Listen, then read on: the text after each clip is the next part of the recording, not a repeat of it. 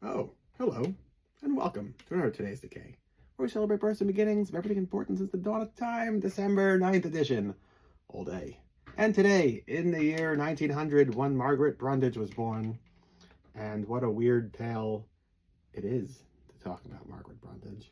She was the cover artist of Weird Tales magazine, all through the late 20s and through the 30s.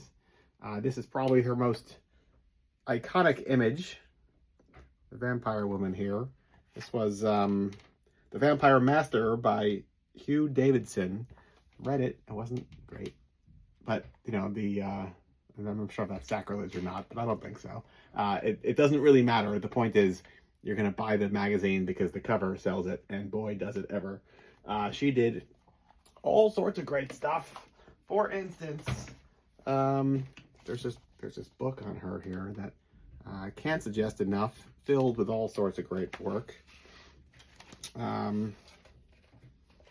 Just, you know, it keeps going and going and going. Weird Tales. It's all perfect. They really hit their stride. Weird Tales is a magazine that could not die. And in that it had a lot of different chapters of itself where like it remade itself and found new emerging writers and artists to capture a whole new readership's attention.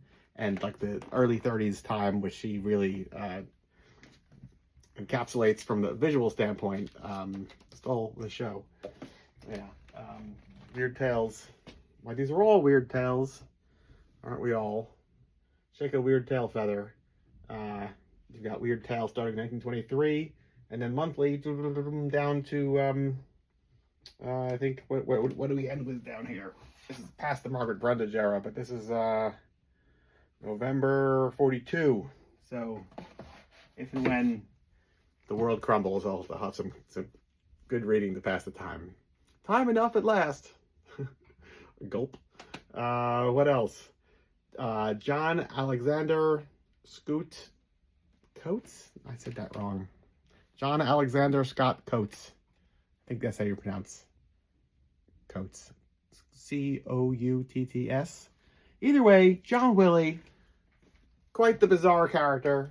For those of you that this strikes a chord for, John Willie is the creator of Bizarre magazine. And Taschen lovingly put out this collection, I don't know, maybe mid-90s, something like that. I had this a long time. I lost track of it and then had reacquired it. And I'm thrilled to have it back in my life. But what is a new edition right here, this just came out, hot off the presses. All you ever need to know about John Willie. Yeah, Richard Perez Seves put this out like maybe within the last month or so. It cost like $20, just $20, and it is filled with all sorts of absolutely fantastic stuff in here. I frankly, I have not had enough time to go through this, but I will. You know, once the world crumbles and I have time enough at last. Kirk Douglas, born today, 1916. I love Kirk Douglas.